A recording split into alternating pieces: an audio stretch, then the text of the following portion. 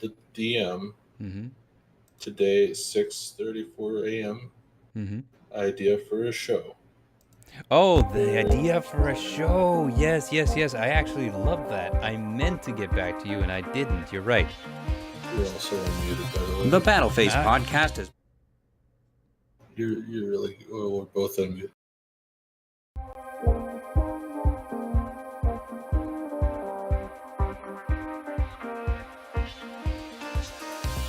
The Battleface podcast is broadcast live on Fridays and Sundays, and we encourage you to come hang out and chat with Bard and Dare live. Now, prepare to declare attacks. You are entering the Battle Phase.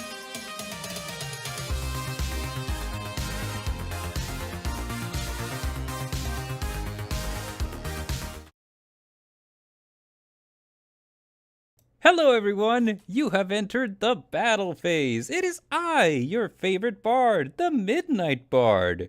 And, that wasn't a technical difficulty you just dealt with. That was exactly what I intended to do. It's just making sure Dare's on top of his A game. It's hard to stream after what, a year and a half, 2 years. Yeah. Joining me as always is everybody's favorite co-host with the most ghost, Hammerfan and Borganon. It's we've already fucked this episode up. So You must sure. I mean, like, no, we haven't fucked anything up. This is exactly what I meant to do. I didn't mean to go into the title screen unmuted and then go into the base screen and change like all the mics to muted and then go back to the opening. completely not something that I meant to do. And speaking of, if you are enjoying our technical difficulties here on the YouTube stream, be sure to like, sub, and share. You know, spread the love around, help the boys grow. And for all of you listening on the podcasting platforms, welcome and thank you for listening. If you'd like to be part of the live audience, we are live broadcasting this show every Friday and Sunday on youtube.com. So look us up on YouTube at The Battle Phase and be part of our live audience. Come chat with us while we're on here. What are you doing run away while you can. What are you doing this week, Dare? Run away while you can. Other than trying to like scare away our viewers and listeners. I've not really been doing anything this weekend other than yeah. You've been taking it easy, have you? No, the opposite. Work has been kicking my ass. So. I don't know that feeling anymore. But I'm sorry to hear that. Every now and then I'm like chatting at you, but every like now and then I turn around. Right. That seems to be a common thing that we're doing from now on. It's just like bursting into random karaoke. And I need you all the night. And I need you more than ever. And if you only hold me tight, we'll be holding on forever. You know more of the song than I do, apparently. Yeah.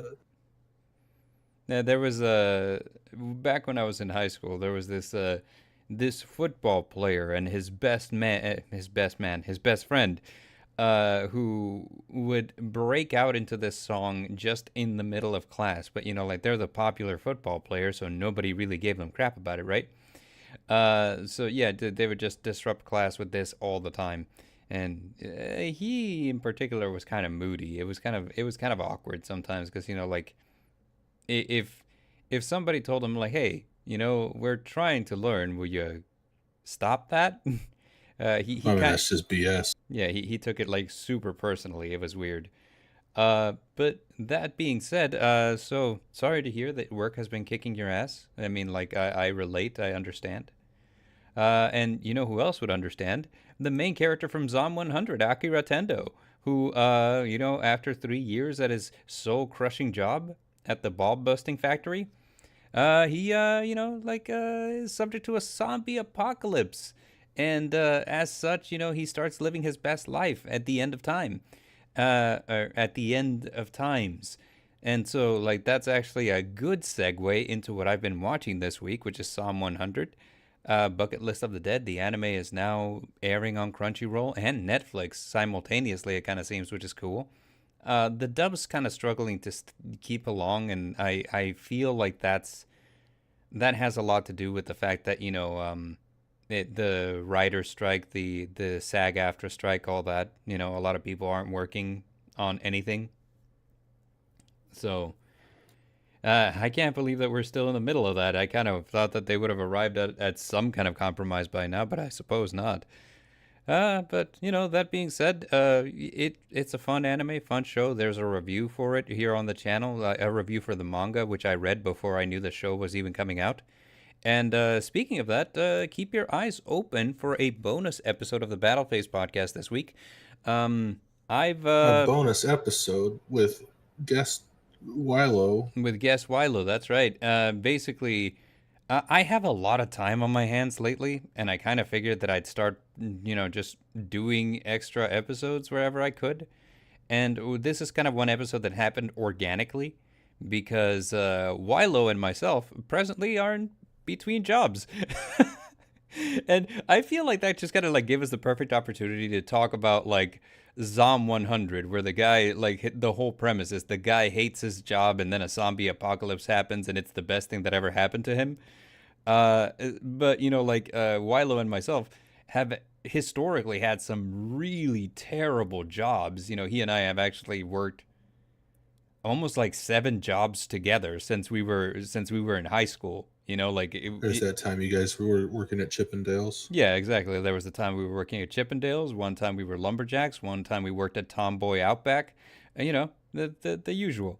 But so like, is it Tomboy? I thought it was Tomboy Hooters. It's Goth Girl Hooters. It's Goth. Oh, yeah, and it's this shows you how well I know my memes, my dining establishments. Right. So yeah, this is gonna be kind of a bonus episode where I kind of sat him down and forced him to watch 2 hours of it, and we kind of discussed it afterwards, and now you can hear our bad takes, and if you listen closely, you can kind of hear him losing his sanity a little bit. Is it because of what you're talking about, or is it because he's talking to you? It's because he's talking to me. I was gonna say, also, if you listen closely to this every week, you can hear me losing my sanity. Also, it doesn't help that I kind of woke him up for it. I was like, "Hey, what are you up to?" It's like, "I'm sleeping." I was like, "No, you're not. You're watching anime." So like there was that, and also I'm kind of a little concerned because I'm in the middle of editing the episode right now, and like a lot of my takes, I'm like, gosh, I'm going to post this and everyone's going to be like, Bard is very clearly a dangerous radical. Because, like a lot of my takes are like, gosh, why do jobs have to be so soul crushing? Can't people just live their dream? And, like in a capitalist environment, it's like, no, make money.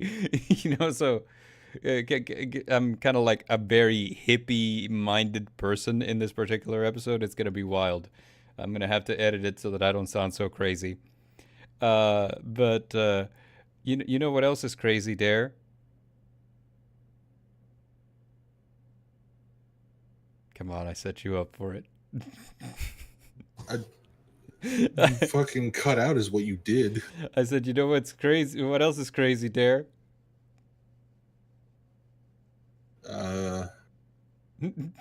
The ban list is here. What about the room full of rats? The ban list here. Ban list alert. We're going to start by talking about card games as we usually do. We got card game news, we got anime news, and we have video game news this week. So for starters, card games, the Yu-Gi-Oh! Ban list is out. This is by far one of the worst ban lists ever. That seems to be the opinion literally every time that there's a ban list. Is like, this ban list is terrible. Personally, it fixes some problems, but at the same time, it's 5 cards. I was going to say, where's the rest of the ban list? I don't know that it feels like it's a bad ban list. I feel like it's a small ban list. And I don't know why. Like I feel like normally when you have a ban Well, I list, you mean, kind I of can want. tell you why it feels small is because there's only 5 cards on the list. No, and that's not what I meant. What I meant is like why is it so small? Like is it that the game is more or less balanced right now? Do you think, or is it just because like they were coming up on deadline and somebody just didn't remember that they had to balance the game, so like last minute they're like, oh crap, I need to put a ban list together, so they chose 5 cards that people have been complaining about and then just did something about them, right? So we have Royal Like Gargoyle the in the chat. You're not too late, Royal. We're happy to see you as always. um well, so like the list itself isn't bad. No, right, it's really small, and they only put 3 things on the list and took 2 things off. that's right. Which Harold and Gazelle being back at 3, I don't know why they put Harold back at 3. It, Because Harold was uh, being abused in Tier, I feel. So, like, yeah. with Well, I Tier mean, being Harold was being massacred, abused in a lot of stuff, but like, there's not really a good deck for it to be abused in right now, I don't think. yeah, Yeah. except for Harold's, like pure Harold's. I mean, who's playing pure Heralds in I the. play pure Harold's. I was gonna say, in the age of Bestials, who's playing Heralds? Like, Well, it. speaking of this, that was the other deck that they hit. They hit Cash and they hit Bestial Yeah, Bestial because Dragon Link probably. They just limited Magnamut. the uh, the chaos Oh, the yeah, in chaos card Chaos kind of Space. sucks. That's true, too. That They that was something that I used in Lightsworn So and it forbidden thus hurts. far is Kashtira Arise Heart, and they just decided, like just the boss monster, not even like limited to one, just like you're out, like no, Yeah, yeah, like no more Arise Heart. I was like, wow, that was. I mean, like the deck's still strong because the main deck monsters kind of do a lot, right? yeah, But it it doesn't have like this, which it's arguable that a Rise Heart was kind of like a very oppressive monster for what it was and how easy it was to summon, right?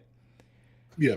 Because what does it have? Like it has a Trident effect where it can banish something on the field, and it has like face down, by the way, and additionally it has like an active Macrocosmos effect.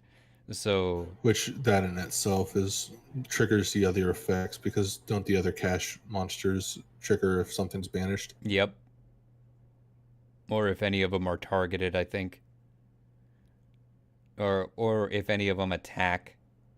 Yeah, Or if you look at them, or if you look at them, basically they're super volatile. So if you take a breath. a Rise Heart makes sense. Chaos Space limited. So Chaos Space is a really good card. it I really don't is. know, like I don't know if limiting it was like necessary.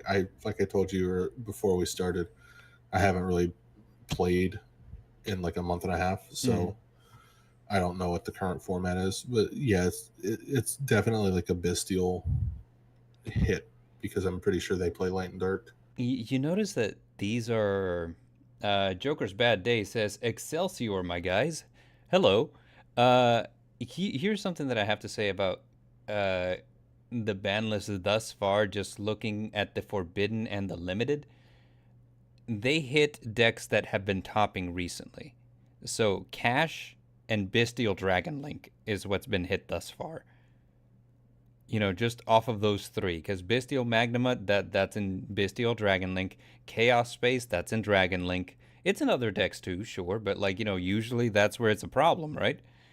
Um, and then of course, Unlimited, we have as you mentioned, Herald of Orange Light, which was a problem in Tier Elements. Tier Elements is kind of not even that great anymore, so we're not worried about it. And Salamangreat Gazelle is unlimited now, which it's been limited for a long, long time, and nobody really knew why anymore. It's like, hey, Salad isn't topping in anything. Why can't we have Gazelle back? I'm curious to see if anyone like attempts to play Salad now because they did get like quite a bit of new support, and Yeah, I yeah, think some of it's supposed to be good. yeah, yeah. But that's I was just looking at the picture. I was like, oh, hey, I have my Salad deck right here. I'm gonna go ahead and put the 2 extra Gazelles in. Yeah, and one thing that I pointed out to you, like whenever you sent me the list, and I kind of noticed it, and I was kind of wondering if anyone else caught it. The icon next to the Salamangreat Gazelle's name is a ritual card, which is weird because Gazelle is just like a main deck effect monster. It's not even like a ritual. Yeah, as I saw that and it's like eh, Like, they just messed up. yeah, But oversight on Konami's part or something. Joker's Bad Day says, "How are y'all doing?" Well, I'm not having a bad day, Joker. Are you? How about you, Dare? You having a good day? You having a bad? how many Solomon Great Coyotes do you play? Is it just like 0 because it's a bad card? Or There's a Salamangreat Coyote? I didn't even know that. there's a fuck ton of like really bad Solomon Great cards. I know that they have a synchro monster that's like Y even, you know, but or is that Altergeist I'm thinking about? It might be Altergeist. Anyway, Yeah, Altergeist have Frigilert, I think, okay, or so something like that. Royal Gargoyle says that it's a good day for him because there's a lot of special events going on. What kind of special events are you a part of? Royal Gargoyle. Also, Joker's Bad Day says that he's having a great day now that he's watching us guys, which we're happy to bring joy to your life. Absolutely. And that being said, speaking of special events, because Royal Gargoyle brought it up, there's actually two special events on Master Duel this month. We have a special event that's called the King of the Island, which is an event that it's a specific monster type. So we have beasts, winged beast, beast warriors, insects, and reptiles. 5 types. Just 5. Here, just pick them. Granted, your deck doesn't have to run specifically one or the other, so you can run, reptiles in your Beast Warrior deck if you feel like it, etc.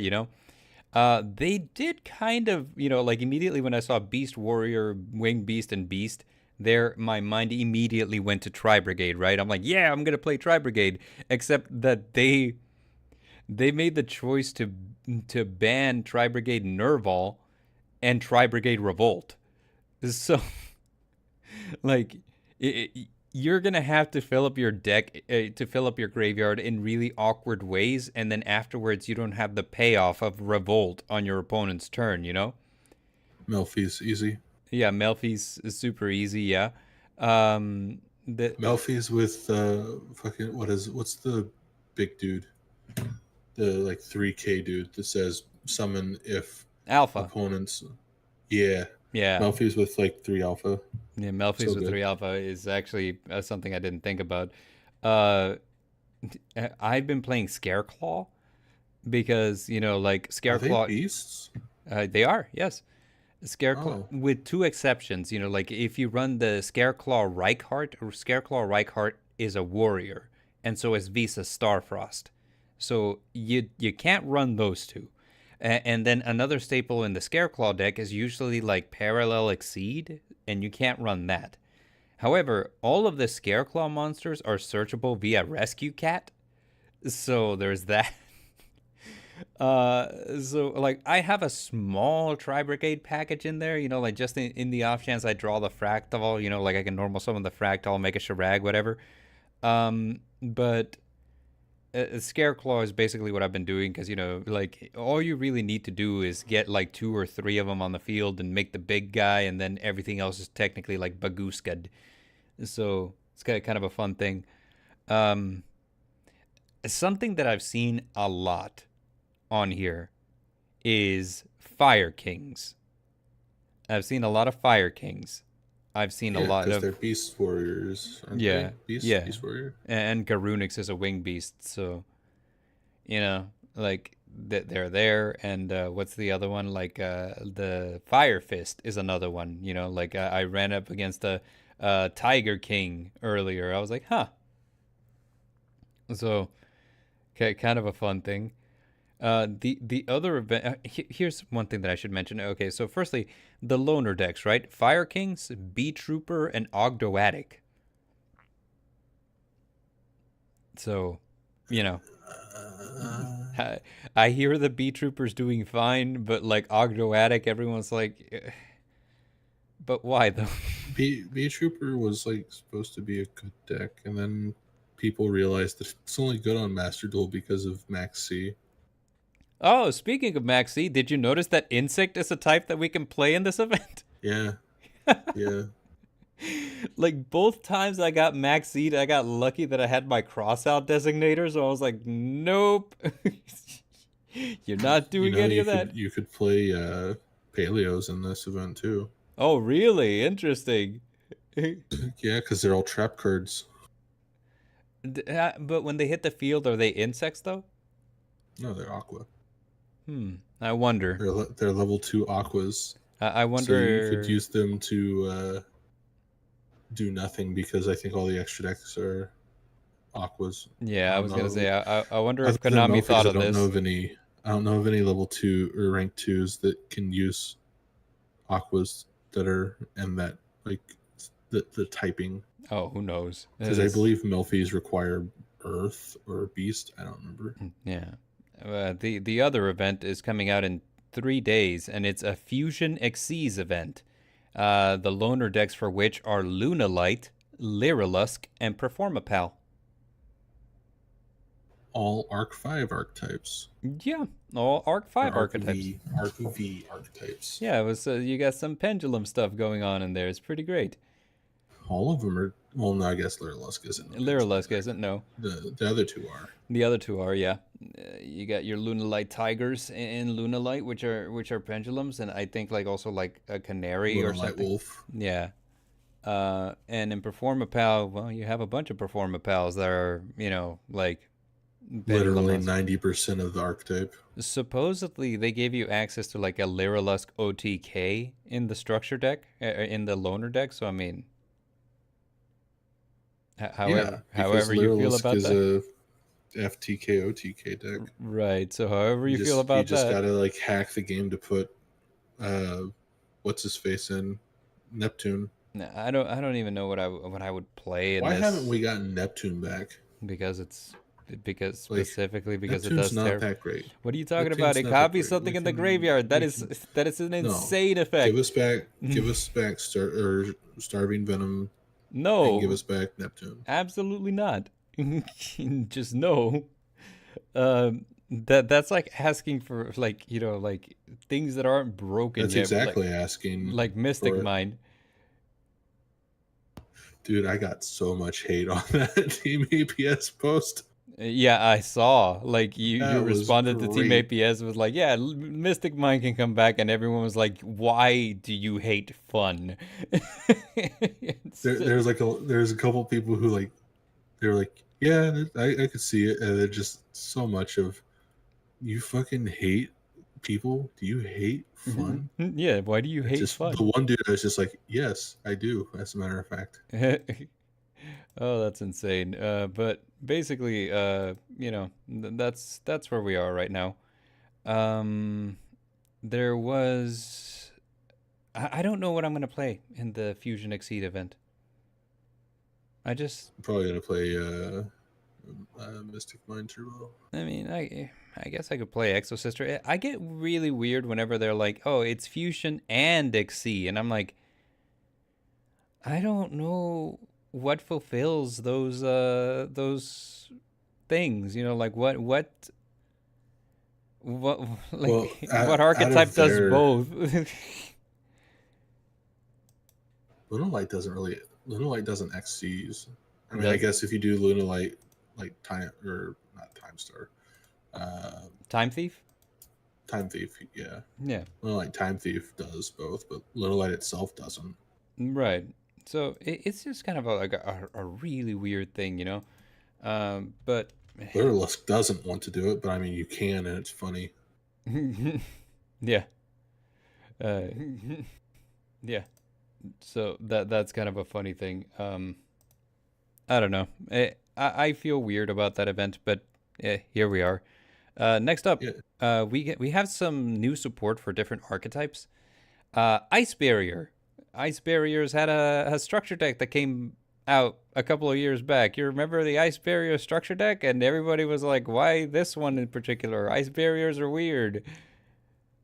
Okay, ice barriers are like a fan favorite, Are they?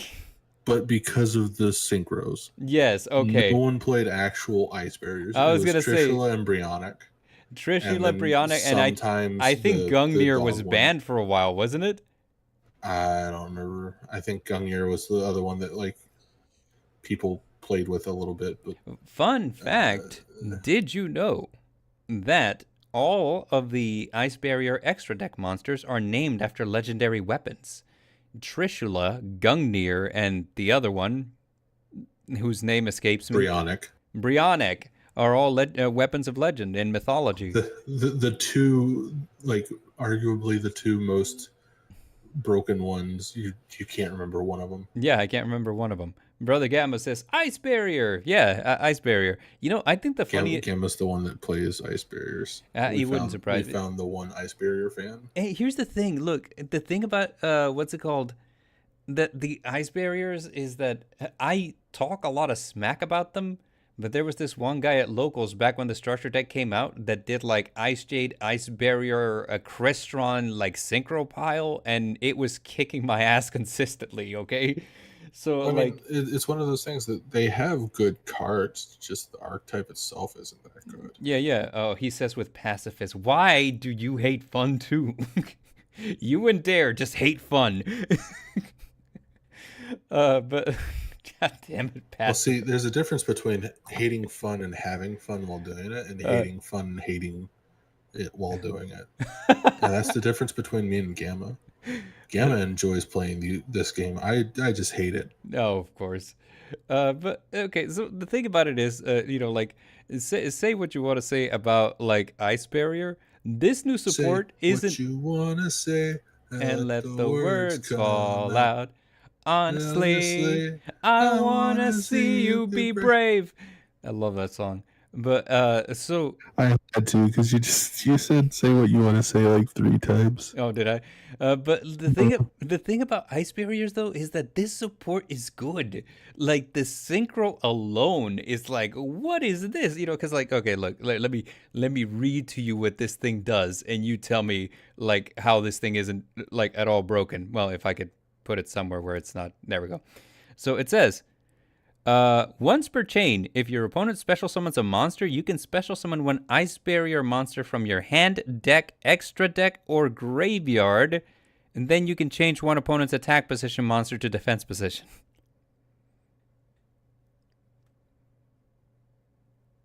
Once per chains or Yeah. those are a thing. And then part 2 of that nonsense, because that, it's not over yet. If this face-up synchro summoned card in its owner's control leaves the field by your opponent, you can special summon one Ice Barrier synchro monster from your extra deck. This is treated as a synchro summon.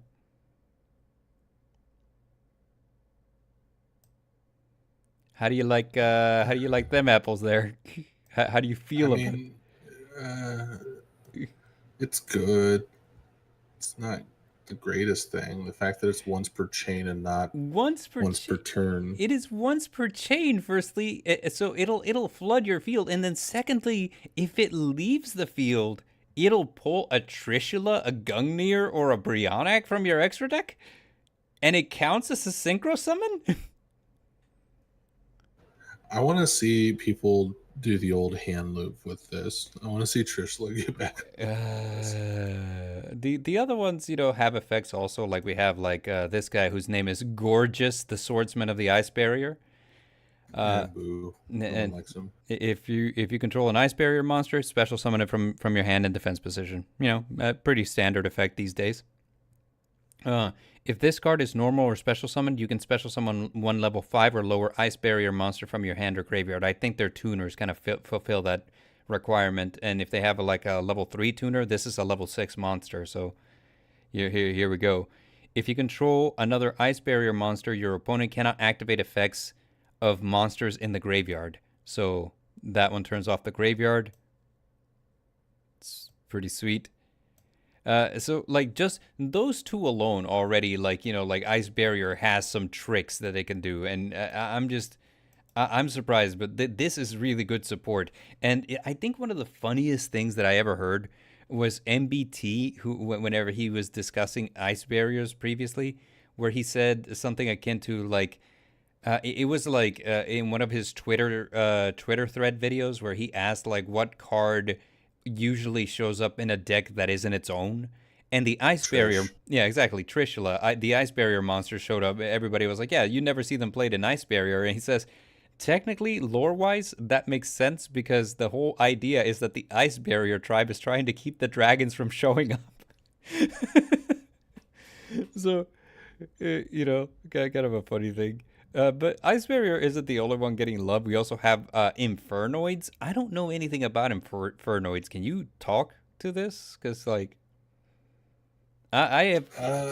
So Infernoids, from what I remember, are either level 1 or level 8, Mm-hmm. and the level 1 special summon the level 8s, but you can only have like a total combined level on your field of like 9 or something like that, or 18 or something like that. Mm-hmm. And then you play the fucking Infernoid fusion or whatever it's called, dump all of them to your graveyard, and summon out a giant Tira that has a billion hack and does stuff, and you're like, ha ha ha, and then you lose. Well, aren't they supposed to? Aren't they like? Don't they play by banishing and stuff like that? Maybe. I pulled I'm the wiki up. It says the Infernoid monsters cannot be normal summoned or set, must be special summoned by banishing other Infernoids from the hand and or graveyard, while the combined levels or ranks of all effect monsters you control is 8 or less. So you're right. The level 4 and lower Infernoids all require one to be banished. Levels 5 to 8 require the player to banish 2 Infernoids, and the level 9 and 10 require 3 Infernoids to be banished. All of them are either 0 attack or 0 defense, except for the level 9 or 10 that have equal attack and defense. So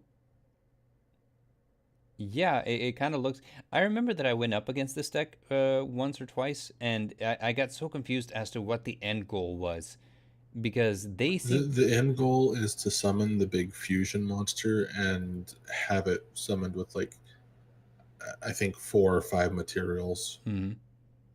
It's not great, but it does some things, and it's kind of cool to play. Mhm.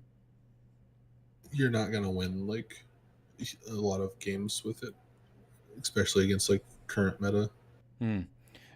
One thing that surprised me is that they play remarkably well from being banished. I don't remember what I was using against them, but I remember that I was having a hard time keeping them off the field. And they just had kind of like a lot of effects that would just kind of loop them, and that was frustrating to deal with. All in all, like I think that these are two archetypes that are receiving some needed support. Will it make them meta? Probably not. But it's always interesting to see new support for old archetypes, right? And not only Yeah. that, but these aren't the only two. These are the two that I mentioned because to me they were the most interesting. But we also have support for Aura Whale, like like for White Aura, like the fish archetype. And Oh yeah, and then you didn't think to mention the fucking Magispector stuff that yeah, is coming Magispector out. was the other thing. Yes, that like Magispector is I'm getting new actually support. like super excited for, because they're getting a link, a new main deck, a Mhm. new Xyz, and a new quick play. Yeah, so like a lot of old school archetypes are getting a lot of like love, and it's exactly what I because we talk a lot of smack about Konami, but if there's one thing I love, it's that like a deck is never really forgotten. They just like take forever to get around to give it support a lot of the time. And like every now and then like they will, and it's not always a win, but like as a fan of these archetypes, it's nice to see, it's nice to see your deck get new cards, and maybe it plays different, or maybe it's stronger now than it was before. It's pretty good. It's actually, like I don't know, it's the one thing that I'm like, what, Konami does a lot of things that make me kind of like question them, But then every now and then they do something that's just like really off the chain. Speaking of off the chain, Unchained is kind of off the chain lately. Yeah, that's something that they've been doing. Yeah, you know what's funny is I kept trying to set that joke up and I kept forgetting that that's where I was going, so I kept ending my sentences without off the chain. So I kept having to start over. Have you seen where the tech choice against Unchained has been like, I think it's called Mystic Might or something, or it's like a card from 15, 20 years ago that people have been using against Unchained because it like stops them. Really? What does it do? I am looking that up. Talk about Unchained while I'm looking it up. Sure. Gargoyle says, I don't recall Chain. So Unchained is an archetype that came out in like 2019, introduced in Chaos Impact.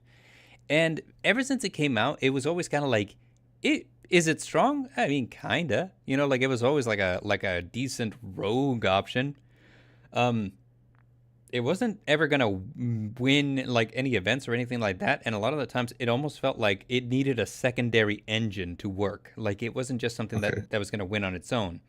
But the new It's support Marionette Might. Marionette might you say? Yeah, What you is can it? discard this card from your. You can discard this card to the graveyard, take control of one face-up fiend or zombie monster your opponent controls until the end of the turn. Interesting. So anyway, So they've been using that against Unchained. note to self.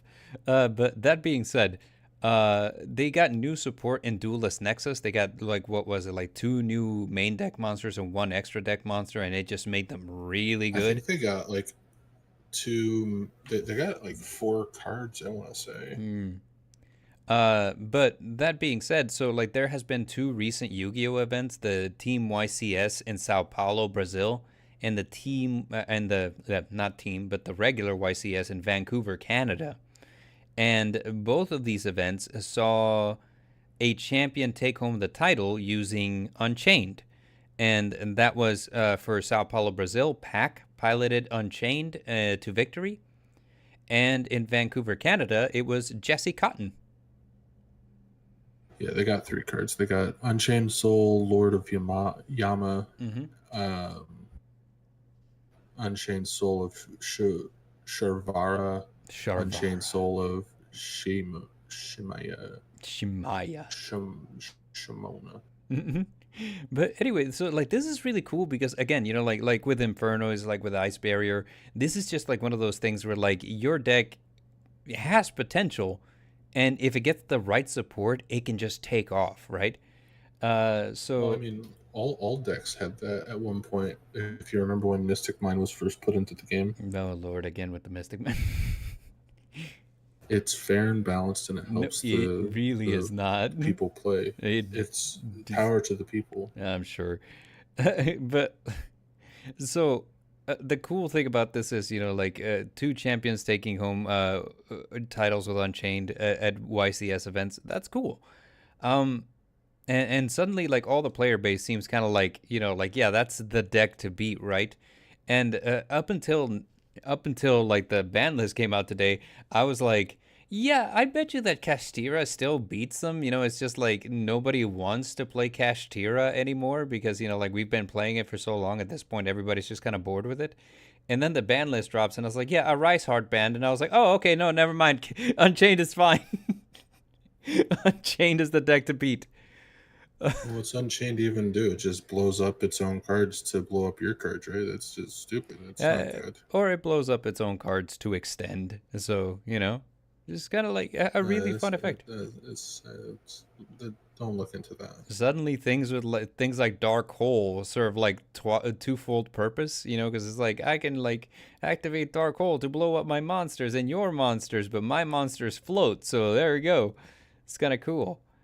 So yeah, you know, congrats to Pac and Jesse Cotton. Jesse Cotton at this point, I think I heard recently that he's won 6 YCS events, or like 6 championships or something, making him like the It wouldn't most. surprise me. He's really good. Yeah, making him like the most prolific Yu-Gi-Oh player in the world right now. I think he's like the Seto Kaiba.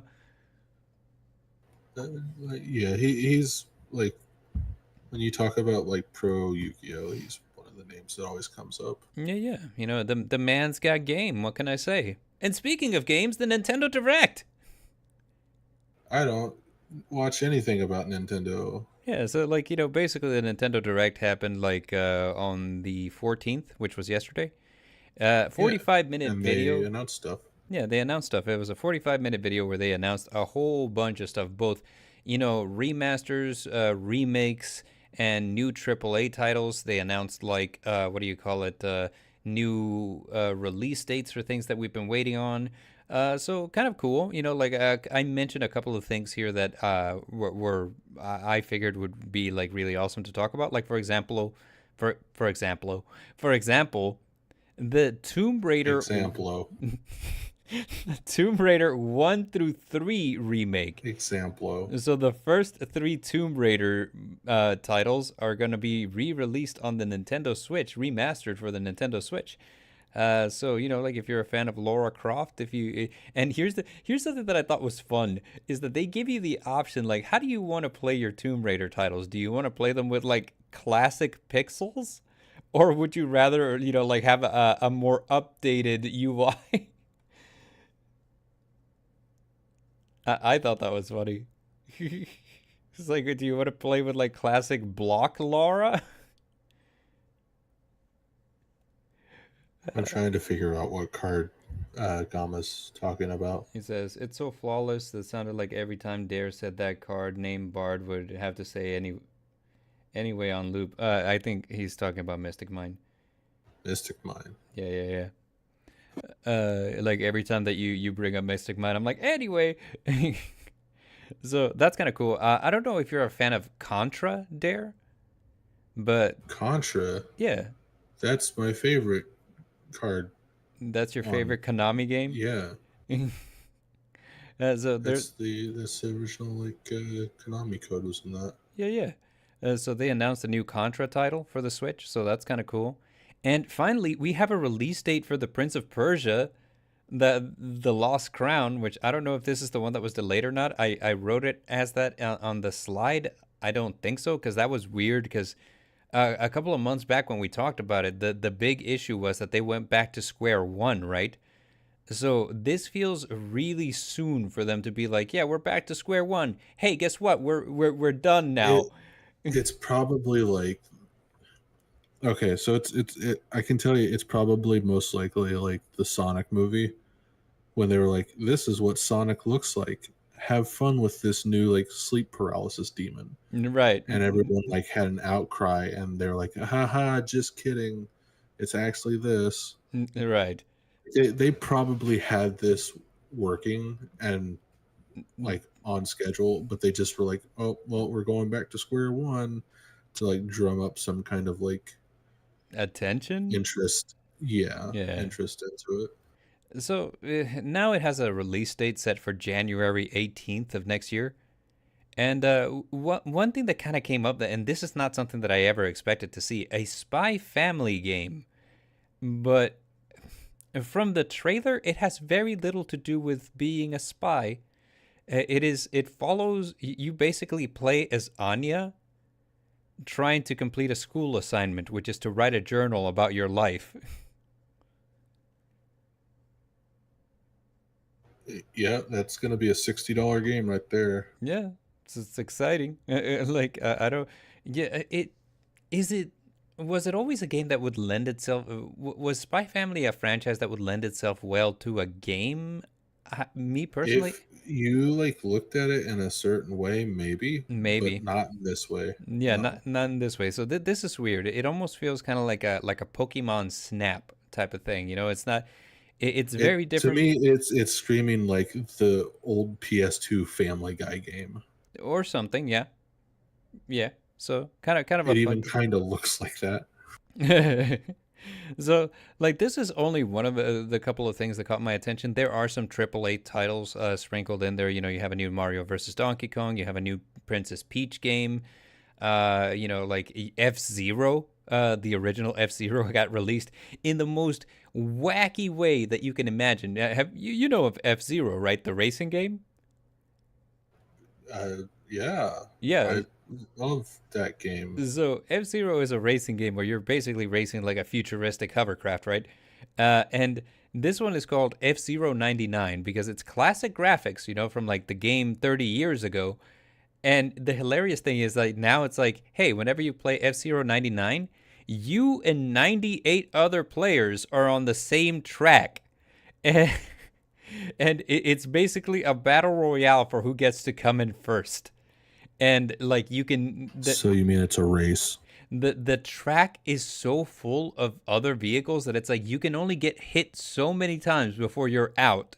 So like if you bump into other vehicles, you kind of like get hit. So you're saying it's a race? It's a race, yes. But there's other things that go into it. Like for example, like if you're close enough to other collisions, like they'll drop like sparks or something that you can kind of pick up, and they act like sonic rings. And if you collect enough of them, you can kind of like use them to like make a special path for yourself where you're basically racing above the other racers, so that way you can cut ahead a lot. And like there's other things This such is as literally just like space NASCAR that you're yeah, describing right it's now. basically what it is. It's space NASCAR. It's the craziest thing, and it's kind of like, oh yeah, your turbo meter. If you get hit this many times, then you're out. Or, hear me out. You could sacrifice some of your stamina, your turbo meter, your health, to get a temporary boost and just kind of like really rocket yourself to the front. But like now you can get hit less. Like because the more hits you take, NASCAR. yeah. So Space NASCAR. it was kind of a crazy thing. Other things that kind of came out of the Nintendo Direct that I thought were kind of cool. Nintendo announced that they're opening a Nintendo museum in Kyoto Prefecture in Japan. Yeah, I mean they should have museums to their company. Yeah.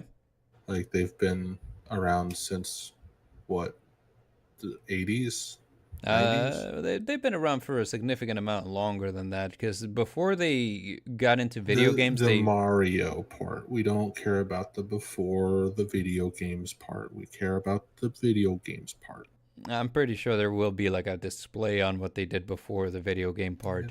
They probably made, it was like Goodyear. They made tires and then they were like, oh, let's go give people Michelin stars or something. I'm mixing up companies. Goodyear? Shut up. That's like when Goodyear opened the Firestone restaurant to give people Michelin stars.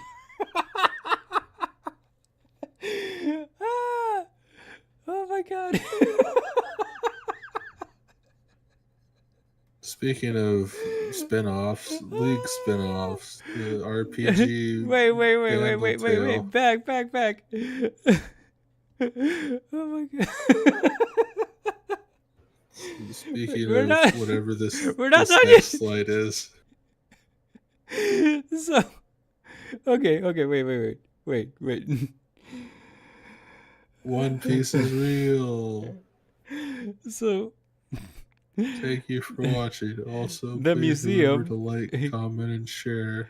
the museum, the museum will open in March of 2024, and it will feature exhibits regarding, products from Nintendo's varied history. So, kind of a fun thing. They did post like a schematic of what they think it will look like. So, it looks neat. Got Michelin.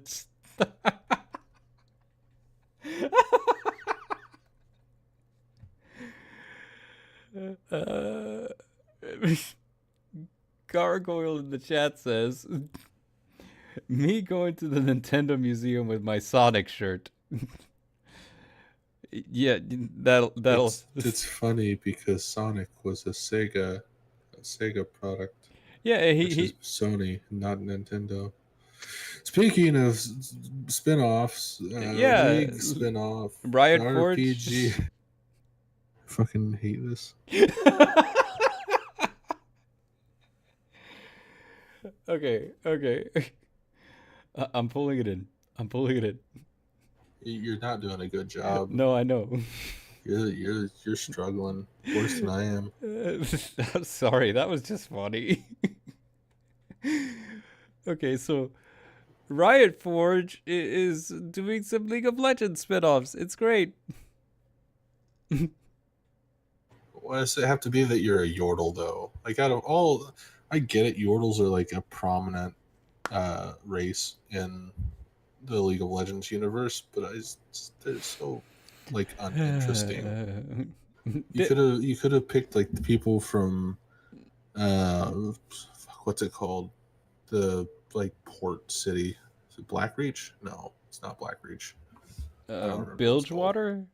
Bilgewater, that's it. Yeah. Blackreach is, what's Blackreach from? That sounds like Skyrim to me. Elder Scrolls. It is Skyrim. Okay, Good. great. Keep good. All right, so in Bandle Tale, you play as a Yordle, and you're trying to save your home after a party went too crazy. It's literally the description of the plot. A party got too wild, and then the portals that connect Bandle Town to the rest of the world are malfunctioning, basically. So, using Yordle arts and crafts, you are trying to do everything you can to repair the portals. So, can this Yordle repair the portal? I hate everything about the words that just came out of your mouth. Yes. So, Why couldn't it be? They could have at least been like, oh, this is the game that's based around when Pentakill showed up. And I mean, was, I like, wouldn't wrecking put the it past place. them. I mean, like, well, additionally, here's a question for you. Because I You said feel, Yordle Arts and Crafts. yeah, Yordle arts and crafts. So like you're sewing things together, you're collecting materials, and you're using arts and crafts to put them together into usable tools to repair the portal. I don't know.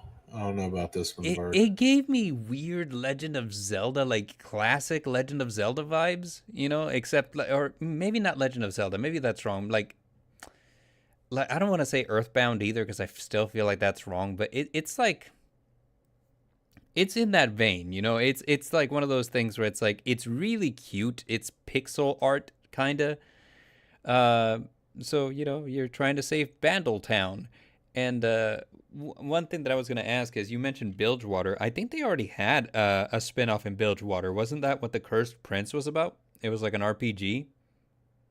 I don't know, maybe. But I, I mean, yeah. Bilgewater's a lot more interesting than the Freljord / Bandletown. No, yeah. Speaking of the other one is a platformer in the vein of like Banjo Kazooie. It's And called you're following Nunu. yeah, it's called the Song of And it's not Nunu. even like Robo Nunu. Yeah, it's not even And they Robo Nunu. also took the like obnoxious laugh away from Robo Nunu. This one slide has provided me with so much disappointment. So you're playing as Nunu and Nunu's homie. I don't know. In a Willem. quest to recall your past as you Nunu traverse and the Willem. Freljord.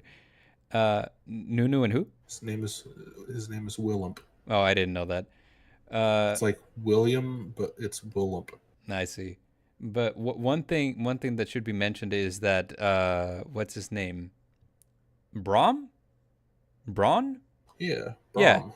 Yeah, he shows up in the trailer and he's also on the art that they provided here for like the title card, right? So Yeah. he's in this game. Is he a playable character? He Arr. is from the Freljord. He is from the Freljord. And he is also one of my favorite characters. So Yeah. Now has a redeeming quality. same for me. Not that I ever played League of Legends in any serious manner, but I did play like Legends of Runeterra, and I had like a Freljord deck, and Braun was one of my favorite cards to play because it was like, yeah, have fun getting over this. You know, like it was so hard. So Sometimes icy heart just needs warm smile. yeah, I was like, mother used to say, stand behind Braun. So you know, just I like it whenever Riot kind of branches out because like League of Legends to me is hard, and it's not something that I want to try to get into after like the difficulty I've had in the past. But I enjoy the League of Legends brand, and I would love to play it in different ways. So you know, huge fan of Legends of Runeterra. I probably will try Legend of Nunu Bandle Tale. I don't know. I would have to see. You know, like maybe not. We'll see. This next slide was basically just something that made me laugh because they were talking about Paper Mario: The Thousand Year Door, and like the last little bit is a scene between Princess Peach and a computer, and Princess Peach basically says like, "Oh, I think you have fallen in love, computer, with me." And then the computer just replies, "Princess Peach, will you teach me to feel this thing you call love?" And I was just like, "What in the name?" I wanna know what love is, I and I want want you to Peach to show show me. me. It's pretty great. But we're changing gears now. We're going to anime news. Do you know of the anime called Full Metal Panic? I have heard of Full Metal Alchemist. You want to know what my favorite episode is? Incorrect It one. involves. It does not have a dog in it, even. So, uh, Full Metal Panic is an anime about like a girl who happens to possess, I don't know, she's like some kind of savant, and she can kind of like create like these technologies that are then used to be built into mechas as kind of like engines called lambda drivers, right? And the engines make the mechas really powerful, and the world wants that technology, so they find these savants and hunt them down. So our main character, Kaname, is completely unaware that she's one of these savants called the Whispered in lore. And this humanitarian organization, these world peacekeepers known as Mithril, send one of their top agents, a 17-year-old high school student, to basically attend her high school alongside her and keep her safe from attackers without her knowledge. So, as far as she knows, she's just being stalked by this weirdo. And this weirdo happens to be a military expert who's been in battle since he was 8, trying to adjust to the life of a normal teenager. It's kind of like a fish out of water story. It's kind of funny. Yeah, Yeah.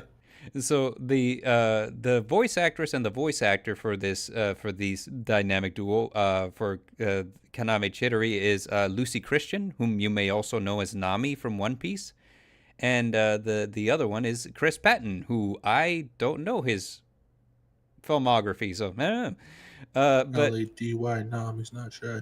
Pirate whose eye is on the hill sing. I'll be king of the pirates. I I'm wanna gonna be be king. king. Yayo, yayo, yayo, ho ho. Ho ho! Set sail for One Piece. It's the It's name the of the name of treasure the in the treasure. The Grand Grand Line. Line. Set sail for One Piece. Anyway, so Lucy Christian posted on Twitter saying that they're going to be adapting some Full Metal Panic novels. And she and Chris Patton will be working on said novels, which will be available on Audible. So they will be reprising their roles as Kaname Chidori and Sosuke Sagura. And they will be narrating the audiobook, which to me is fun. I'm like, oh, that is great. That is a fun little touch, and I am so happy that that's a real thing. I have the audiobooks for like the Rising of the Shield Hero, and they didn't use the cast that they used in the anime dub, and it's kind of yikes, dog. I is it. I would have made different choices, is what I'm trying to say, but that's just me. So this is just kind of a fun thing, you know. Like I'm happy to see this. I'm happy to see a return of this title that I loved. You know, like I actually watched this one when I was in high school, so this would have been like 2004. So kind of a fun thing. But Well, it's like my mother always said: float like iceberg, sting like thrown iceberg. but yes. Anyway, One Piece. The One Piece is real. One Piece live action season 2 announcement dropped earlier this week, and the news was delivered by the creator of One Piece, Eiichiro Oda himself, via a call from a transponder snail. If you don't know, in the One Piece universe, there's no such thing as telephones. You communicate using these psychic snails. Yeah, that's horrifying.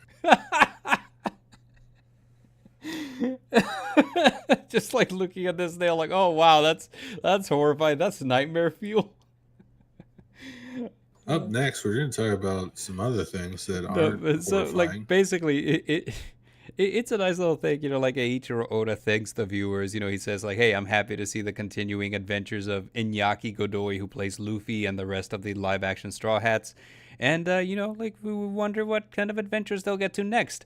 The first season concludes with their addition, or well, basically with the conclusion of Nami's backstory. So the team thus far, LADY, Nami's not shit.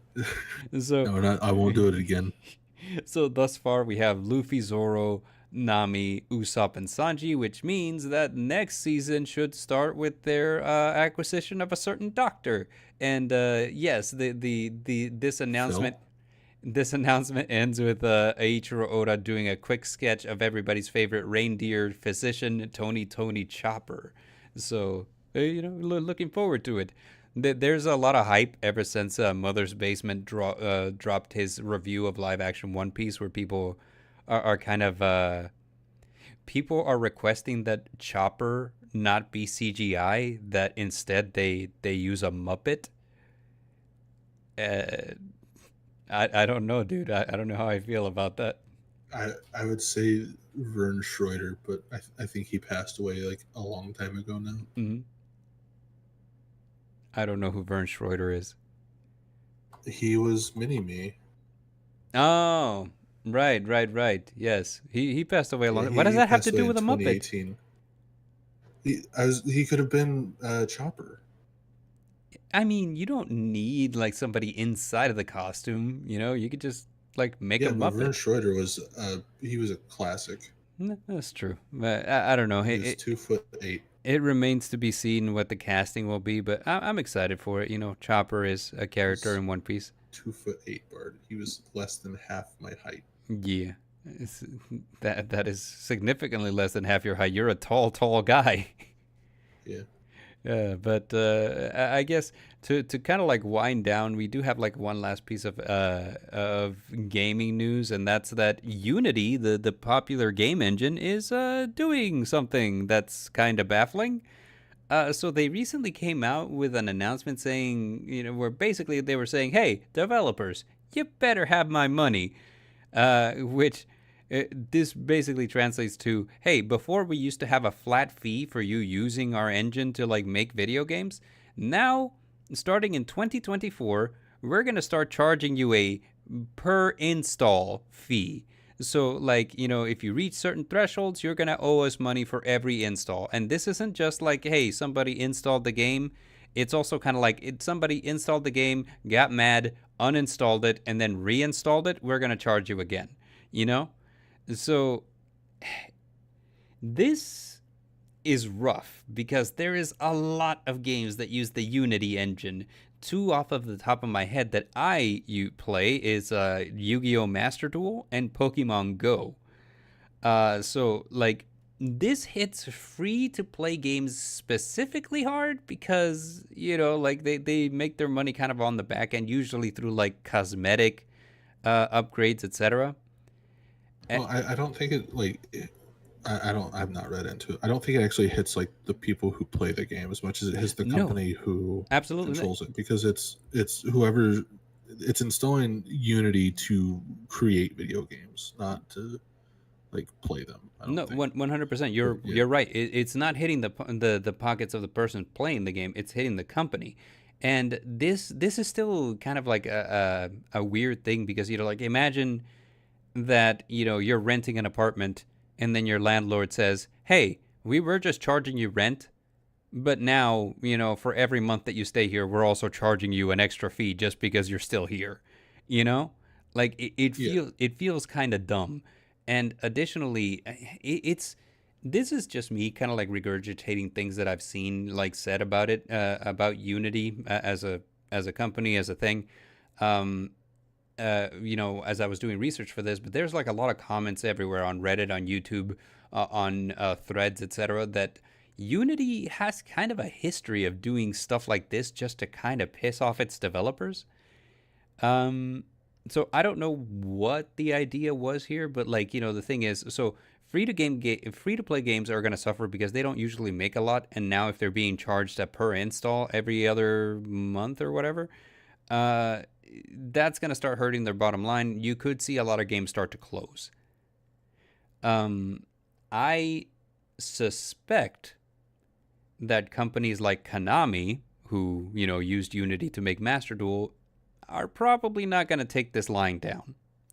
Chances are they will take this to court in some capacity. Nintendo, as I mentioned, like Pokemon Go is made using Unity. So they're more than likely going to have something to say about this also. So my question is, because like I feel like it's a very real thing that Unity could suffer a huge loss off of this.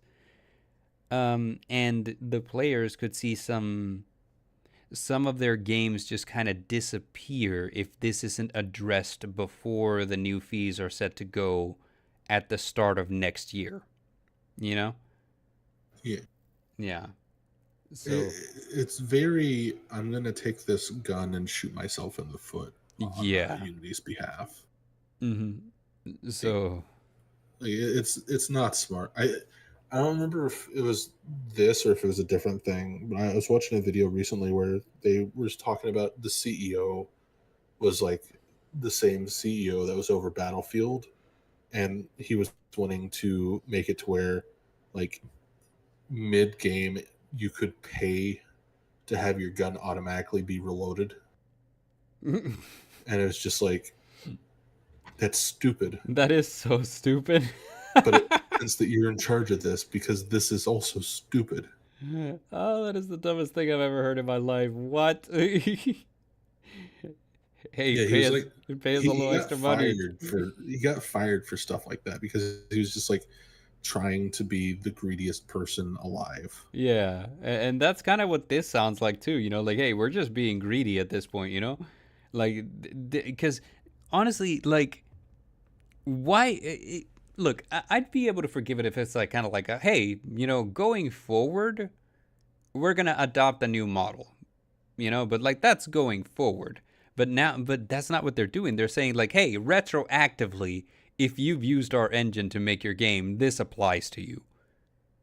Like there is no grandfathering in. Yeah, there's no grandfathering in. Like this is so stupid, and it feels greedy, is what it feels like. So It's extremely greedy. Yeah, and I don't know how this is going to play out. I suspect the companies aren't going to take it lying down. We'll have to wait and see. But if it was the same dude, he's going to get fired, and then the whole thing is going to get swept out of the rug. And they apparently have tried to like kind of clarify what their intention was on Twitter. I haven't read it, so like I'll give you guys an update as I find out more. So like probably in the next Battle Face podcast, I'll have something to say about it. But for now, this is what we know. This is where we're at. Unity, and the worst thing about it is that like as far as engines go, it's Unity or it's Unreal, like, and this is making it real easy for Unreal to just get a lot of business because Unity's just being dumb. Because we're shooting ourselves in the foot. Gamma in the chat says that they're attempting to charge 20 cents per install. So yeah, I heard that there were certain thresholds that you had to reach before that was the case, though. I'm not sure if that's a real thing, but, like I said, this is what we know thus far. Two last things. Last time that we had an episode there, which was Sunday, I mentioned Masashi Kishimoto, the creator of Naruto, posted a tweet where he asked what would describe Kakashi in one word. And then the same account posted this tweet where it says, which series has the worst fans?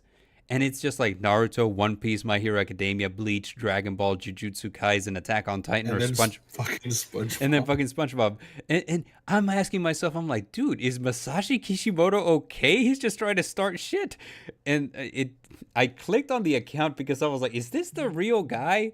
And most of the account is in Japanese, so I couldn't tell, except for this one part, which was really hard to see initially. And it's really well hidden, and it just says, parody account. So it's not really him. For a second there, I was like, dude, like, just shots fired,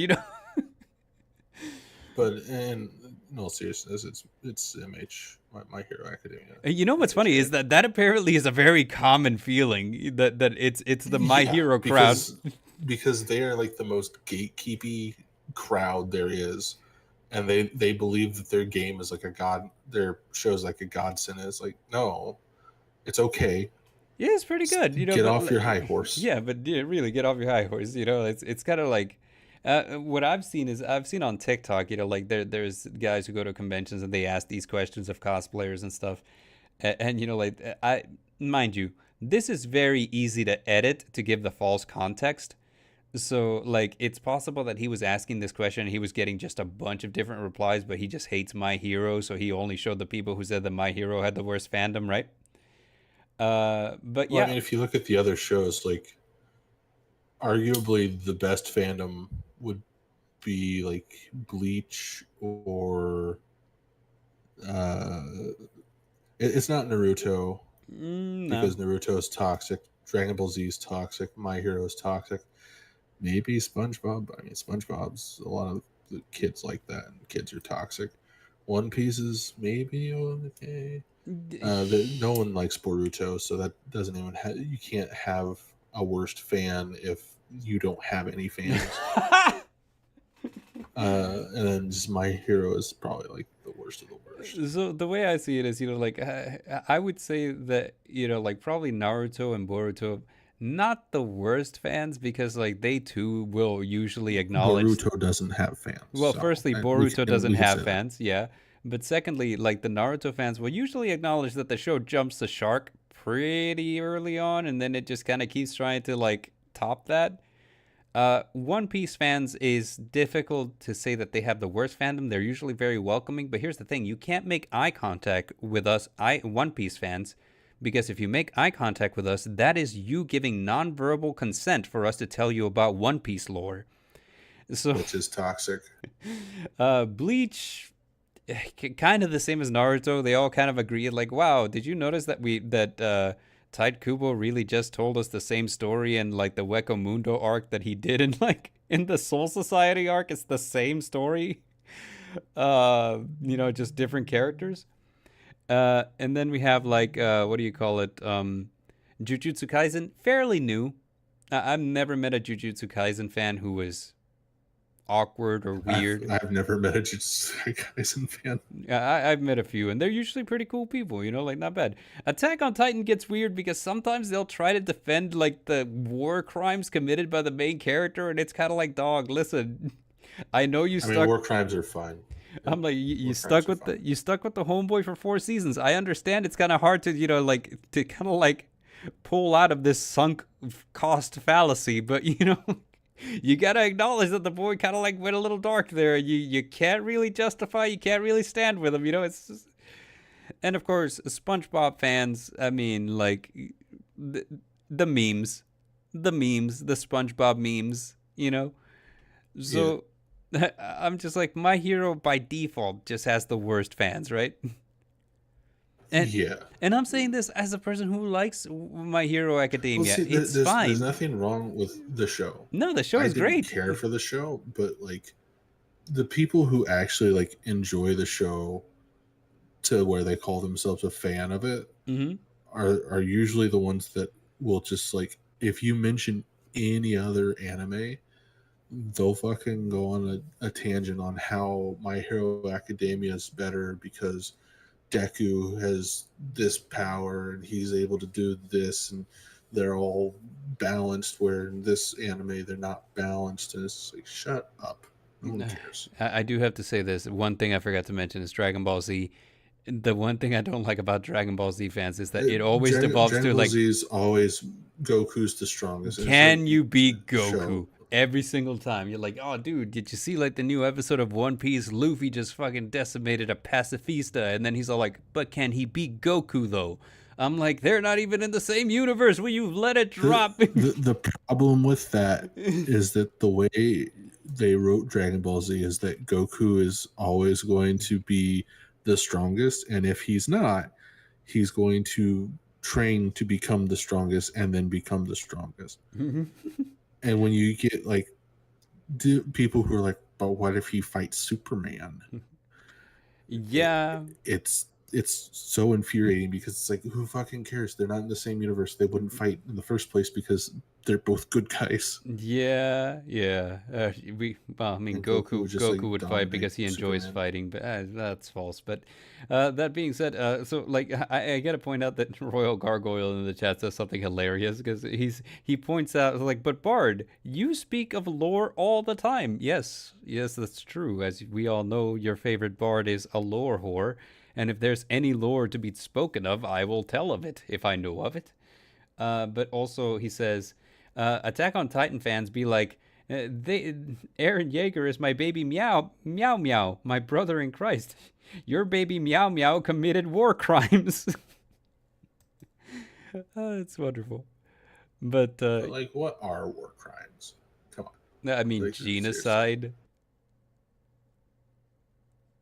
It's kind of the war crime that Aaron Yeager commits. Is that how you pronounce it? Do you pronounce it genocide? I've heard it both ways. I've never heard someone say genocide. It's always been genocide. Yeah, one or the other. It's Always like heard genocide. Wow, tomato, learned tomato, something new. potato, Learned potato. something new about how Bard's wrong. But friend news, our Yeah. friend Ginger Crush is a person, and Dare knows. Our friend Ginger Crush, who I don't know at all, is a person and stuff. Yeah. So about 4 years ago, a friend of mine started streaming on the twitch.tv/ginger_. Fuck me, goddamn. Understore. That's like earlier when I said Undertale. what was it, like Examplo? Exemplar, yeah. My friend's been streaming on Twitch for over 4 years now, and she's going to have her 4-year Twitch stream anniversary. And she's going to do a 12-hour stream tomorrow from 10 a.m. to 10 p.m. Yeah. She's going to be playing games. I think she said she's going to be playing games with the chat. She's going to be doing like cooking for part of it, which she's one of those people that she can have like the picture of the food and how to make it. And then when she makes it, it actually looks like the picture. Neat. Whenever I do it, it just looks like not the picture and not edible either. But she said she's got a lot of stuff planned for tomorrow, and if you stop by and watch, it's great. Yeah, so you should show her some support. She's been doing this for 4 years, and I noticed you put a quote from her Twitch bio, which yeah, she is a crazy cat lady. So Yeah. that's also a thing. I think she has 4 or 5 cats. Dude, I have one cat, and I swear, like some days I'm just like, this house ain't big enough for the two of us. Goblin. I'm allergic to cats. I mean, it's 5 cats too many. That is 5 Your cats. your situation is 1 cat too many. Yeah. I'm inclined to agree. He's a little goblin, hence the name. So, yeah. I plan on hanging out tomorrow with her sometime. So Neat. try to stop by and hang out. Yeah, so if you guys stop by Ginger Crush's what's it called? Twitch. Ginger Crushes. Yeah, Ginger Wow. Cash's Ginger Cash's stream, you might catch Dare in the chat. I like that you purposely messed it up the first time, and then I feel like you didn't purposely mess it up the second time. You just actually fucked up. One of those things that you said is true, but I'll never point out which is I true. don't need you to point out because I know exactly which one it is. Go watch Ginger Cash on Twitch. That's what. That brings us to the end of today's stream. Again, for you guys who are watching on YouTube, thank you for stopping by the chat and hanging out with the boys. Remember to like, sub, and share. Help the boys grow. And for all of you on the podcasting platform, Spotify, Amazon Music, etc., thank you for stopping in and listening. And if you'd like to be part of the chat, join us on YouTube. We're live on Fridays and Sundays. That's when this show is recorded. and then Bard edits it, and it takes a while to get to you guys. So but if you're with us live, you're welcome to chat with us in the chat. We are always reading the chat. We're picking out which comments would make us laugh the most, and we say things about it. And also, if you share with us what's happening in the world of nerdom surrounding you, let us know. We were happy to hear about that. This podcast, after all, is a celebration of all things anime, trading cards, video games, and just nerdom in general, right there? Kinda. Yeah. That's what we advertise. Yeah. Yeah. And cool thing is, no one died this week. Well, No, please don't. I can't. I just didn't send them because Oh, it was no. give them. Oh, I have. No, I'm assuming someone died. I didn't Oh, see anything. jeez. You I scared can me. probably look on Dear. WWE and see that some wrestlers died because apparently every other week someone dies. I know it's been a weird couple of weeks, man, where it felt like we were saying goodbye to someone new every other week. I was like, dude, but this is kind of crazy. I was like, goodness. But yeah, again, thank you guys for tuning in.